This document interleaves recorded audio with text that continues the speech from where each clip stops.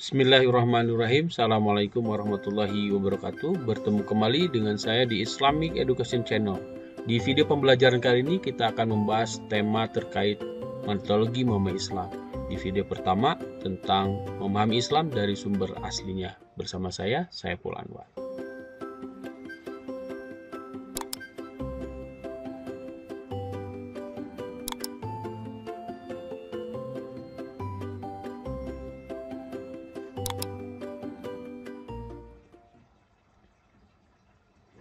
Bismillahirrahmanirrahim. Kalau kita berbicara tentang pemahaman manusia atau penguasaan seseorang terhadap satu keterampilan, kita akan melihatnya berbeda antara satu orang dengan orang yang lainnya. Kenapa bisa berbeda? Salah satu penyebabnya adalah karena cara dia memahami, karena cara dia menguasai satu jenis keterampilan berbeda dengan yang lainnya. Sebagai contoh, kemampuan berenang. Ketika seseorang berbeda cara belajar berenangnya, misalkan ada yang pakai guru, ada yang otodidak, ada yang pakai teknik, ada yang tidak pakai teknik, itu akan menghasilkan kemampuan berenang yang berbeda. Bahkan bukan hanya itu, cara yang dilakukan seseorang untuk belajar berenang itu bisa menghasilkan kemampuan efek yang berbeda. Misalkan kalau caranya benar, berenang yang dia lakukan itu akan menyehatkan. Tapi kalau cara berenangnya salah, aktivitas berenang yang akan dilakukan bukan menyehatkan, tapi justru akan membuat dia sakit. Banyak orang yang meninggal dunia pada saat melakukan aktivitas olahraga yang harusnya olahraga itu menyehatkan, tapi justru malah mematikan. Makanya cara itu penting, metode itu penting, apalagi dalam memahami Islam. Islam sebagai cahaya yang harusnya menerangi, kalau dipahami dengan benar, dia akan menjalankan fungsinya. Tapi kalau caranya salah, dipahami dengan cara yang salah, itu malah membahayakan. Di video ini kita akan membahas metodologi memahami Islam bagian pertama. Selamat menyaksikan. Berbicara tentang Islam sebagai satu sistem keyakinan yang berisi tentang pedoman bagaimana agar manusia bisa menjalankan kehidupan di dunia ini dengan benar. Pada tataran implementasi, itu sangat bergantung pada kualitas pemahaman seseorang. Dan kualitas pemahaman seseorang itu akan sangat mempengaruhi cara dia mengamalkan ajaran Islam itu dalam kehidupan sehari-hari. Di sini jelas bahwa metode yang dilakukan seseorang dalam memahami agama itu sangat penting, karena itu akan mempengaruhi pemahaman dia, yang ujungnya akan sangat mempengaruhi cara dia mengamalkan ajaran agama dalam kehidupan sehari-hari. Terkait cara yang salah dalam memahami agama, Allah Subhanahu wa Ta'ala pernah menegur ahlul kitab, yakni kelompok Yahudi dan Nasrani, di mana mereka saat itu memahami ajaran agama mereka secara parsial. Di dalam surat Al-Maidah ayat 15-16, Allah Subhanahu wa Ta'ala berfirman, "Ya ahlal kitab, wahai ahlul kitab." Auzubillahi minasyaitonirrajim. Ya ahlal kitab, wahai ahlul kitab, kata Allah, "Qad ja'akum rusuluna." Telah datang kepada kalian utusan kami. Maksudnya adalah Nabi Muhammad SAW. Yubayyinu lakum katsiran mimma kuntum tukhfuna minal kitab. Nabi Muhammad itu, kata Allah, menjelaskan kepadamu banyak hal yang oleh kalian disembunyikan dalam kitab-kitab kalian. Wa ya'fu an katsirin. Dan banyak pula yang dibiarkan. Qad ja'akum minallahi nurun.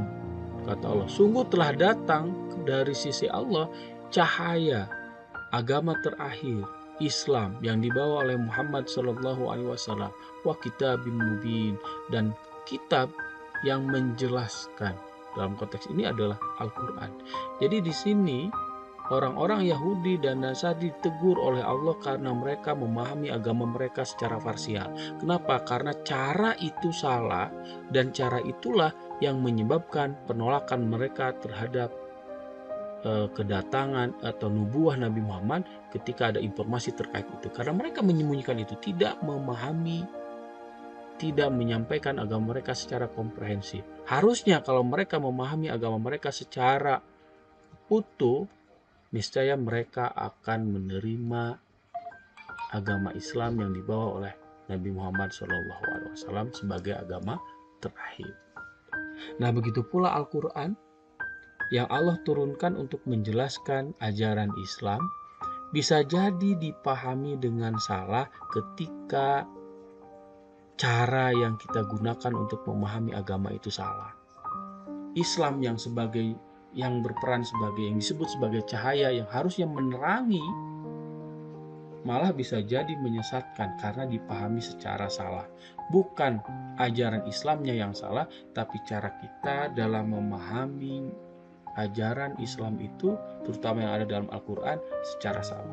Dengan demikian, Al-Quran sebagai kitab yang menjelaskan di dalam ayat ini, Kitabun Mubin, itu akan menjelaskan fungsinya dengan baik, yaitu yang pertama, kata Allah di ayat 16, Yahdi bihillahu manittaba'a ridwanahu. Allah dengan Alkitab ini, dalam hal ini adalah Al-Quran, akan memberi petunjuk kepada orang-orang yang mengikuti jalan keriduannya, subulas salam.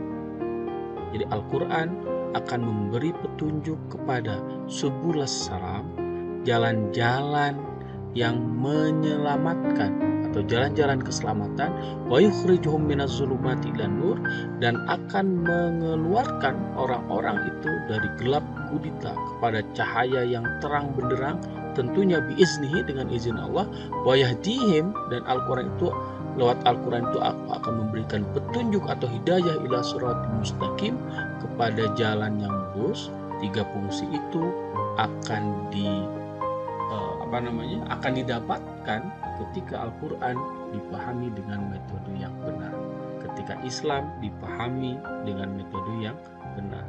Tapi kalau Islam dipahami tanpa metode, maka ketiga fungsi yang tadi itu hanya sebatas idealisme belaka. Orang yang memahami Islam dengan metode yang salah atau tanpa metode justru akan melahirkan pemahaman-pemahaman yang menyesatkan, bukan sebagai cahaya, malah sebagai tadi menyesatkan. Balhum adol, mereka sesat dan menyesatkan. Jadi bukan hanya bukan hanya sesat, tapi menyesatkan. Sebagai contoh, saya kasih ke ya, di surat Al-Baqarah ayat 183. Kita lihat Allah SWT berfirman, kata Allah, waqatiluhum, dan perangilah mereka itu, maksudnya adalah orang-orang kafir, hatta la takuna fitnatu wa yakuna dinu lillah, sampai tidak ada lagi fitnah dan sehingga ketaatan itu, agama itu hanya semata-mata untuk Allah. Fa in intahu, dan jika mereka berhenti dari memusuhi kamu, kata Allah, fala udwana illa 'alaz zalimin, maka tidak ada permusuhan lagi kecuali terhadap orang-orang yang zalim. Nah, ayat ini oleh sebagian kecil umat Islam dipahami secara salah. Mereka memahami ayat ini secara parsial, tidak mengaitkannya dengan ayat sebelumnya. Mereka menyatakan melalui pemahaman parsial ayat ini, kalau demikian kita perlu memerangi orang kafir sampai kapanpun, dimanapun juga, dengan berbagai cara, termasuk bunuh diri. Padahal kalau ayat ini dipahami tidak secara parsial, dikaitkan dengan ayat sebelumnya, menjadi jelas. Karena yang dimaksud hum di sini, allazina kafaru, itu orang-orang kafir di situ adalah bukan semua orang kafir. Kita lihat di ayat 190.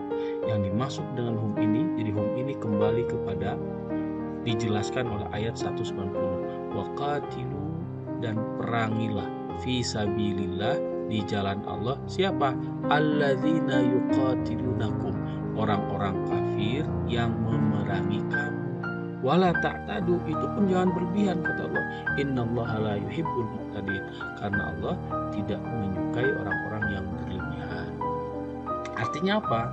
Ketika ayat ini dipahami dengan cara yang salah, menimbulkan pemahaman yang salah, yaitu ketika tidak dikaitkan dengan ayat tadi, seolah-olah kita mesti memerangi orang-orang kafir tanpa kecuali, padahal yang diperangi maksud ayat ini adalah orang-orang kafir yang memerangi. Itu contoh yang kedua, kita lihat di surat Al-Kahfi ayat 17. Allah Subhanahu wa taala berfirman, "Auzubillahi minasyaitonirrajim, bismillahirrahmanirrahim." Kita langsung ke ayat ini. May yahdillah fahuwal muhtadi. Barang siapa yang diberi petunjuk oleh Allah, maka dialah yang mendapat petunjuk. Wa may yudlil, dan barang siapa yang disesatkannya, falan tajida lahu waliyyam mursida. Maka kamu tidak akan mendapatkan seorang pemimpin pun yang dapat memberi petunjuk kepadanya. Nah, ini ada istilah wali mursid. Nah, ada sebagian kecil umat Islam yang menyatakan, makanya berdasarkan ayat ini ya, supaya kita mendapatkan hidayah perlu wali mursyid. Ada yang mengatakan demikian. Padahal ayat ini tidak sama sekali berbicara tentang wali mursyid dalam konteks yang dia bicarakan. Pemahaman dia seperti itu setidaknya bisa jadi karena dua hal. Pertama, karena dalam pikirannya itu sudah ada tentang konsep wali mursyid, yang dia membaca Al-Quran ingin mencari informasi, ada nggak nih kedudukan wali mursyid dalam Al-Quran. Nah, ketika dia membaca Al-Quran, seolah-olah ayat ini melegitimasi konsep dia tentang wali mursyid, sehingga dia berkesimpulan bahwa tanpa wali mursyid kita tidak akan mendapatkan hidayah Allah. Seolah-olah seperti itu. Dan yang kedua, karena pemahaman dia yang lemah terhadap tata bahasa Arab, terutama di sini adalah isim nakirah dalam konteks nafi, dalam konteks larangan gitu. Yang maknanya itu sebetulnya jadi peniadaan. Jadi ketika isim nakirah dalam konteks negatif ya, seperti kalimat ini, falan tajidalahu waliyan mursida, itu artinya sebetulnya memastikan dan meniadakan, tidak menyisakan satupun pemahaman dari selain ini. Artinya makna itu jadi gini, tidak ada seorang pun guru atau penolong yang dapat memberi petunjuk ketika Allah tidak menghendaki. Jadi ketika Allah menghendaki kesesatan seseorang dan dia pun memilih kesesatan itu, tidak akan ada satupun guru yang mampu memberikan petunjuk kepada orang seperti itu. Nah, maksudnya seperti itu. Jadi bukan tidak berbicara, ayat ini tidak berbicara tentang konsep wali mursyid yang dimaksud. Jadi itu ya. Dan banyak sekali beberapa ayat yang salah dipahami. Jadi sekali lagi, memahami Islam yang benar, memahami ayat Al-Quran yang benar, memahami konsep Islam itu perlu metodologi. Secara bahasa, metodologi itu maknanya ilmu tentang cara. Tapi cara di sini yang dalam bahasa Inggris bukan way ya, method. Jadi cara yang sudah teruji efektif dan efisien dalam melakukan sesuatu. Jadi metodologi memahami Islam itu adalah metode-metode yang sudah dikembangkan oleh para ulama, yang kalau kita memahami Islam dengan metode itu akan terhindar dari kesalahpahaman dalam memahami Islam. Apa saja metodenya? Ya kita lihat. Yang pertama adalah memahami Islam melalui sumber pokok Islam. Jadi kalau kita ingin tahu Islam itu seperti apa, ya kita belajar langsung dari sumber pokok Islam. Dan ketika kita mempelajari sumber pokok Islam, itu tidak bisa sembarangan. Nah, paling tidak ada dua cara belajar Islam melalui sumber pokok Islam. Yang pertama adalah lewat terjemah, yang kedua lewat bahasa asli.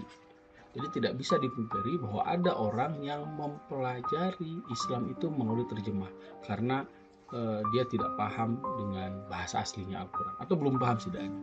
Tapi ada juga orang yang mempelajari Al-Quran atau Islam melalui sumber pokok Islam, yakni Al-Quran, lewat bahasa asli. Terkait hal tersebut, bagi siapapun yang hendak mempelajari Al-Quran dari sumber pokoknya langsung, misalkan Al-Quran, tapi karena keterbatasan bahasa, dia tidak menguasai bahasa Arab, dia hanya mampu membaca terjemahnya saja, maka ada beberapa rambu-rambu yang perlu dia perhatikan ketika dia membaca Al-Quran hanya dari terjemahnya. Yang pertama, tentunya perbaiki niat. Karena niat itu menjadi dasar kita melakukan satu aktivitas. Niatnya adalah untuk memahami Islam yang benar, bukan untuk kepentingan misalkan agar saya bisa dalam tanda petik disebut ustaz karena sudah mampu memaknai Al-Quran, padahal modalnya terjemah misalkan gitu ya. Jadi motivasinya itu adalah untuk memahami Islam yang benar. Yang kedua, ketika kita membaca Al-Quran, baik terjemahnya atau termasuk melalui bahasa aslinya, kita harus mengosongkan pikiran kita dari asumsi atau hal-hal yang mendahului ayat. Sehingga ketika kita mengkaji ayat Al-Quran itu bukan untuk mencari pembenaran terhadap pikiran yang sudah kita bentuk sebelumnya, tapi kita memang ingin mengetahui makna dari ayat, ingin memahami ayat, bukan ingin melegitimasi apa yang sudah ada di pikiran kita tentang satu ayat. Kata sahabat Ali radhiyallahu anhu, biarkan Al-Quran bicara sendiri. Itu yang kedua. Yang ketiga, siapkan diri dan pikiran kita untuk menerima apapun yang disampaikan Allah melalui ayat. Jadi jangan sampai ada pikiran untuk menolak atau meragukannya. Misalkan kita berkata dalam hati, kalau maknanya sesuai dengan apa yang saya pikirkan, saya ambil. Kalau tidak, saya cari yang lain. Seperti perlakuan Ahlul Kitab yang di surat Al-Maidah ayat 12 ayat 16. Sebagian ayat disembunyikan, sebagian lagi tidak. Gitu ya. Lalu yang keempat, banyak berserah diri pada Allah Subhanahu wa taala. Jadi jangan merasa paling pintar, jangan merasa mampu akan menangkap makna dari Al-Quran secara utuh, padahal kita hanya membaca dari terjemahnya saja. Sementara Al-Quran itu adalah firman Allah, bahasa Allah, maknanya dari Allah. Kita nggak mau, apalagi kita hanya dari terjemahnya saja. Jadi minta petunjuk pada Allah, minta dimudahkan supaya kita bisa memahami Al-Quran walaupun hanya sebatas dari terjemah. Yang kelima, kita harus sadar bahwa yang kita baca itu adalah terjemah Al-Quran, bukan bahasa aslinya. Makanya ketika kita memahami ayat baru sebatas dari terjemah, maka pemahaman kita harus dibatasi pada apa yang nampak pada permukaan terjemah. Apalagi pengalihan bahasa atau proses terjemah itu banyak hal yang mempengaruhi, dan bisa salah kalau penerjemahnya itu tidak memahami bahasa yang akan diterjemahkan, baik dari sisi konteks budaya ataupun yang lainnya. Misalkan, apalagi jangan sampai gitu terjemahan yang kita baca terjemah harfiah. Misalkan kalau ada kata begini, ringan tangan dalam bahasa Indonesia, itu ringan tangan. Terjemahkan ke dalam bahasa Sunda, kalau terjemahnya harfiah, ringan tangan diterjemahkan jadi hampang lengan, itu kan maknanya jadi berbeda. Kalau ringan tangan dalam bahasa Indonesia itu adalah membantu orang lain, mudah membantu orang lain. Tapi kalau hampang lengan, ringan tangan diterjemahkan hampang lengan ke orang Sunda, konteksnya berbeda.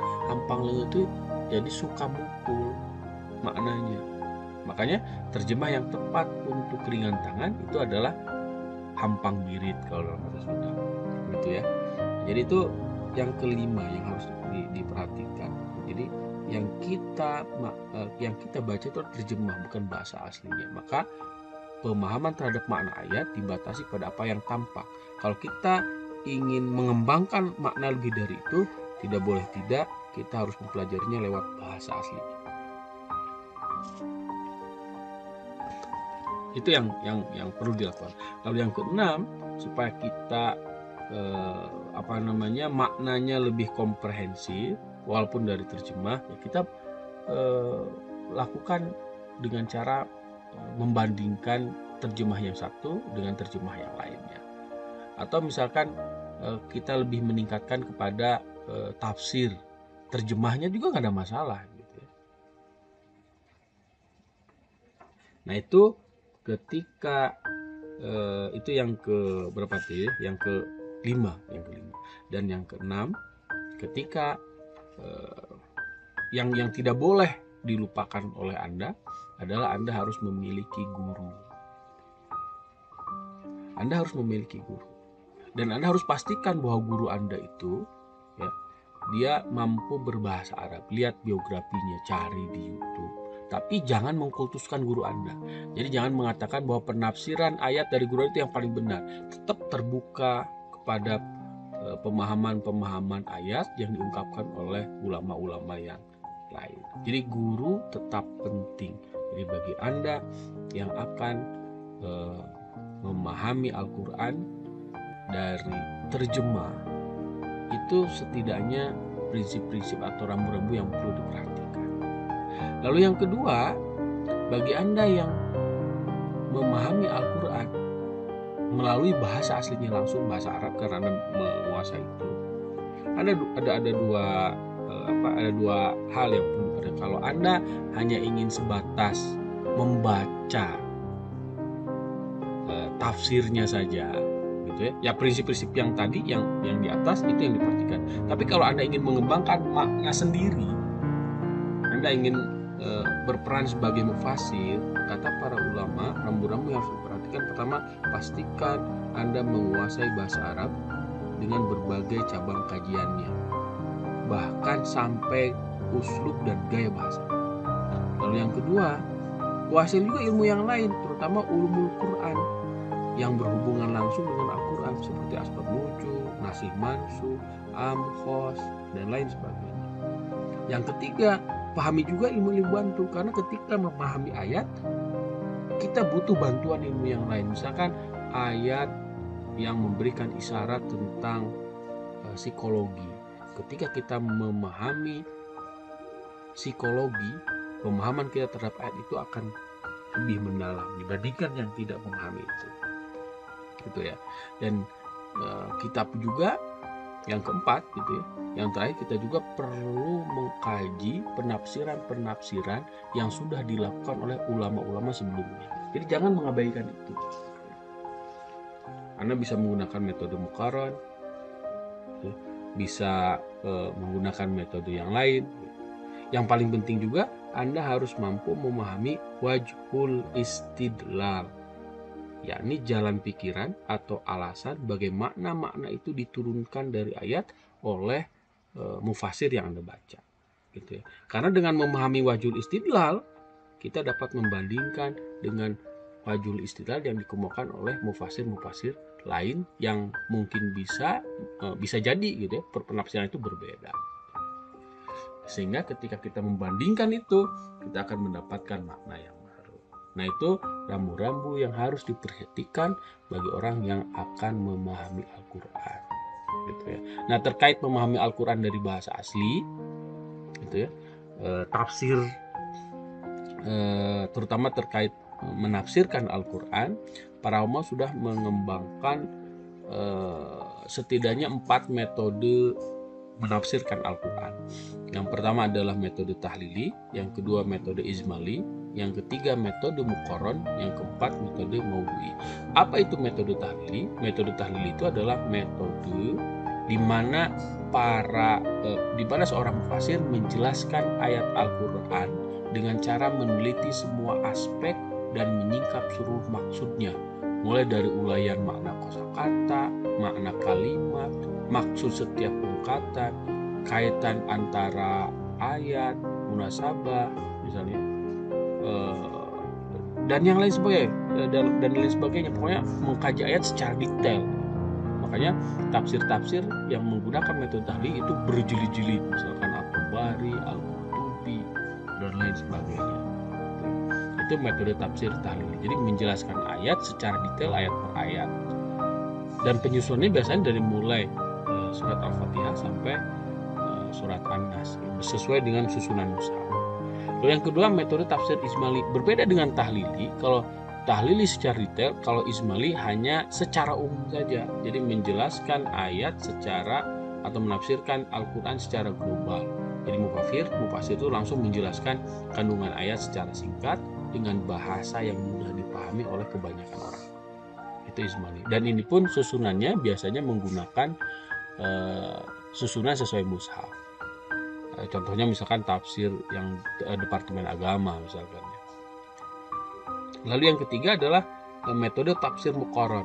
Nah, untuk metode tafsir muqaron ini, seorang mufasir berusaha menjelaskan ayat Al-Quran dengan cara merujuk dan membandingkan penjelasan-penjelasan dari mufasir-mufasir yang sudah ada sebelumnya.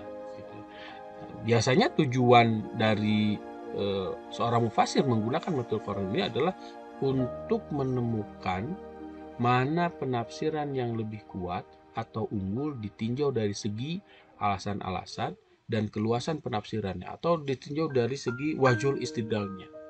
Nah, sehingga nanti langkah selanjutnya sang mufasir bisa menemukan makna baru atau lebih menguat, lebih mendalami satu makna dari makna yang sudah dikembangkan oleh mufasir sebelumnya.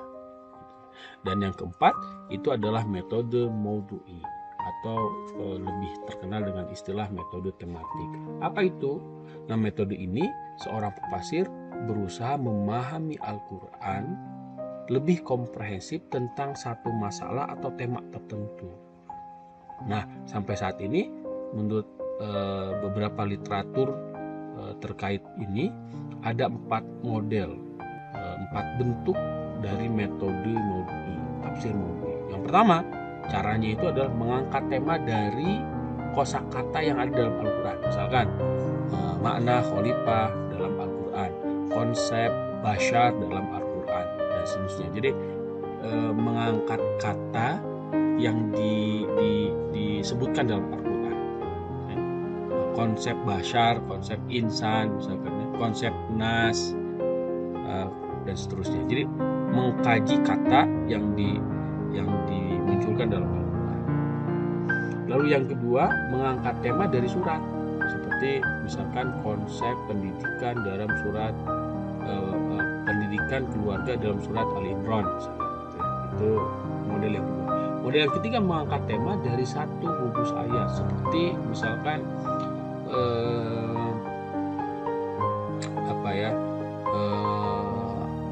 konsep pembelajaran dalam surat Al-Baqarah ayat 29, 30 dan seterusnya. Misalkan terkait wa'alama adamal asma, misalnya terkait itu misalkan. Nah, itu yang ketiga. Lalu yang keempat, mengangkat tema tentang persoalan yang terjadi di masyarakat. Nah, misalkan konsep demokrasi dalam Islam. Nah, itu model tafsir maudu'i yang keempat. Jadi sekali lagi, tafsir tahlili adalah metode penafsiran yang menafsirkan ayat itu secara detail. Segala aspek diungkap. Ijmali menafsirkan ayat secara global. Jadi seorang mufasir menjelaskan ayat secara umum, singkat, dengan bahasa yang mudah dipahami. Untuk muqaron membandingkan penafsiran-penafsiran dari para mufasir sebelumnya untuk dicari mana yang lebih kuat sehingga nanti bisa menemukan makna yang baru atau memperdalam satu makna tertentu. Lalu yang keempat, metode maudu'i, yaitu menafsirkan ayat Al-Quran secara tematik. Nah, itu metode yang pertama memahami Islam, ya, memahami Islam langsung dari sumber pokok ajaran Islam. Selanjutnya, untuk metode yang lain yang bisa kita gunakan untuk memahami Islam, saya akan bahas di video ketiga. Untuk video pertama, saya kira cukup sekian. Terima kasih. Berjumpa kembali di video kedua. Assalamualaikum warahmatullahi wabarakatuh.